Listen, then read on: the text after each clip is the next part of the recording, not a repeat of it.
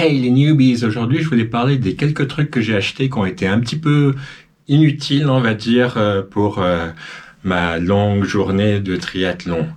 Donc sans ordre particulier, on va commencer par des paddles. Autrement dit, des plaquettes en français. Donc ces plaquettes super larges, en fait, je pensais que c'était une bonne idée de les avoir, que ça allait me faire progresser, que ça allait muscler toutes les épaules, etc. Alors certes, ça donne un bon appui, ça peut donner la sensation d'avoir un bon appui tellement elles sont grandes en fait. Mais j'ai remarqué, donc là ça fait 6 ans que je continue d'apprendre à nager le crawl, on va dire.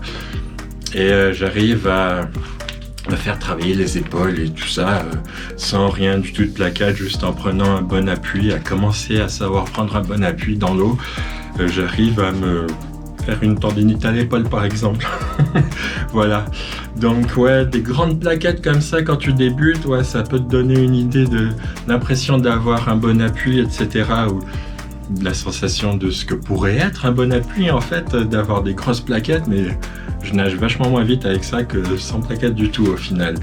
Donc les grosses plaquettes, pas vraiment pour moi pour l'instant. Je remettrai un coup d'essai, mais pour l'instant j'y suis pas encore. Donc si tu débutes en natation, des grandes plaquettes comme ça, t'oublies. Autre chose, encore sujet de la natation, c'est un métronome en fait pour compter, enfin pour t'apprendre à avoir ton battement de bras d'un certain tempo en fait. Je pensais que c'était utile, mais ça dans une piscine de 25 mètres, avec du monde, c'est l'enfer. Le temps que t'aies un peu le rythme, au final t'arrives au mur, tu fais demi-tour, t'as quelqu'un au milieu, tu perds le rythme, c'est complètement inutile. Tu vas me dire oui, tu pourrais t'en servir en eau libre pour nager. C'est pareil en fait. Quand je commençais à m'en servir en tant que débutant, ça servait à rien parce que ce que je faisais, c'était presser du vent dans l'eau. Je moulinais dans le vide en fait, je prenais pas d'appui du tout. J'étais mieux sans métronome au départ pour avoir un bon rythme sur mes bras et surtout à me concentrer sur un bon appui, une bonne technique, etc. Donc avoir un métronome comme ça, au final, ça fait un moment que je m'en suis pas servi du tout. Donc je sais même plus comment on s'en sert parce que c'est pas des battements par minute. Faudrait que je retrouve la notice dessus, mais c'est par minute ou par 59 secondes ou moins d'une minute, et puis ça se règle en plusieurs minutes et tout, donc ça, je sais plus à quoi ça correspond, donc faudrait que je voie ça. Il y a 3 settings différents, mais bon, pareil, aucun intérêt au final quand tu débutes d'avoir un métronome et de dire ouais, faut que je me concentre sur le tempo de mes bras pour la natation, pour nager plus vite. C'est faux. Donc ça, ouais, aussi en tant que débutant, tu peux oublier, c'est inutile.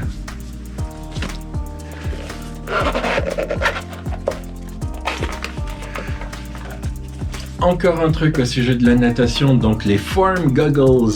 Donc ça, voilà, lié à ta montre, que j'ai pas là aujourd'hui, mais lié à ta montre dans ton œil droit, ou si tu préfères dans ton œil gauche parce que c'est recto verso, tu as donc ta distance totale que tu es en train de faire, ton rythme aux 100 mètres aussi ça te donne, et puis ça te donne ton cardio, etc.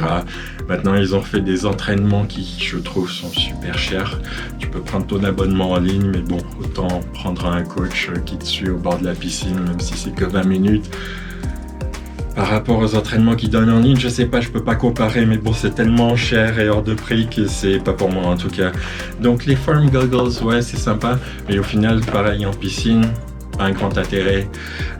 Dès que tu commences à savoir nager un petit peu, le mieux c'est que tu te réfères au chrono qui a les 4 aiguilles de couleurs différentes pour apprendre à nager comme un nageur. En fait, je pense que c'est le mieux. Même si je suis un triathlète, je peux pas nager comme un vrai nageur, etc. Nani nana, vaudrait mieux que j'ai un coach spécial triathlon, etc. Alors pour la base, non, c'est pas vraiment nécessaire. Si tu vises le top du top du top, et puis tout éclater dans ta catégorie d'âge ou passer pro, oui, effectivement, là peut-être que tu auras besoin d'un coach spécifique natation triathlon, mais bon, en règle générale, d'apprendre les bases, n'importe quel coach que tu trouveras dans des piscines, ça fera l'affaire quand tu débutes. Je pense qu'il n'y a pas de souci pour ça. Donc les Form Goggles, ouais, ça peut être sympa en eau libre, je m'en sers de temps en temps, mais pour te faire progresser, etc. Non. Aucun intérêt. Donc les Form Goggles, débutants, voilà. Alors finalement, un dernier truc, ouais, inutile on va dire, parce que j'ai envie de dire, c'est un peu comme un capteur de puissance sur un VTT, ça dépend de ton terrain. Si c'est pas du tout roulant, ça peut être sympa de l'avoir, mais tu peux pas t'en servir aussi bien que sur un vélo de route ou sur un home trainer en fait. Parce que même sur un vélo de route, si tu fais des répétitions, etc., t'as intérêt d'avoir un col qui est bien dégagé, où il n'y a pas trop de circulation, et que tu puisses faire tes répétitions. Mais bon, pour le Stride, donc un capteur de puissance à accéléromètre intégré dedans pour la course à pied, je pensais que ça pouvait être intéressant. Je m'en suis servi un petit peu, je m'en suis servi effectivement pour aller à Xterra France 2019. Je me suis dit tiens, je connais à peu près mon seuil de puissance, donc je vais essayer de me tenir au seuil de puissance moins 20 watts je crois c'était. Parce que avant j'avais nagé et puis j'avais fait du VTT et puis c'est le Xterra France, donc ça pique quand même un petit peu. Et puis c'était passé comme ça, je crois que c'était 280 watts ou enfin moins de 300 watts, ça c'est sûr. Donc j'avais collé au plan, c'était passé, enfin c'était 280 watts en moyenne, donc pareil, les endroits où ça montait, bah je marchais, donc les watts ils baissaient, dans les descentes je courais, donc ça donnait des chocs et que ça accélérait beaucoup, bah j'étais au-dessus de ces 280 watts. Et sur le plat, je faisais ce que je pouvais pour essayer de les tenir à peu près. Et sur le plat, il y a toujours des racines, des cailloux, etc. Donc, est-ce que ça sert? Oui, on peut s'en servir pour faire des répétitions, etc. Plutôt que de prendre ton cardio, tes zones de cardio, tu prends tes zones de puissance avec ça. Mais quand tu tapes du sprint, tu vas pas forcément regarder ta montre pour voir si tu es bien dans ta zone de puissance, etc. Donc, est-ce que ça sert?